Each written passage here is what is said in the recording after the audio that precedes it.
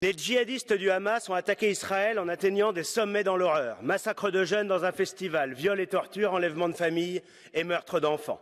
Et certains en France, et ici même, dans cet hémicycle, refusent de dire que le Hamas est un mouvement terroriste. Il faut les comprendre. Les sympathisants du Hamas sont leurs électeurs, ces millions d'immigrés non assimilés, non assimilables, qui haïssent tout autant Israël que notre civilisation européenne.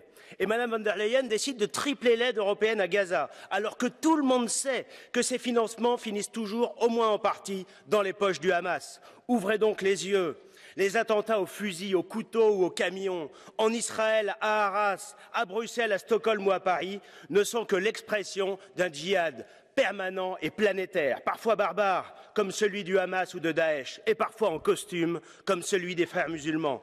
Ce djihad, il a 1000 prétextes pour son combat mortifère, mais une seule idéologie, faire la guerre à tout ce qui n'est pas l'islam et doit y être soumis. Eh bien, nous n'avons pas le choix. Nous devons mener et gagner la guerre contre l'islamisme, interdire les frères musulmans, expulser les islamistes et leurs familles, contrôler les discours dans les mosquées et cesser de verser des millions à ceux qui veulent détruire notre civilisation et qui tuent nos peuples.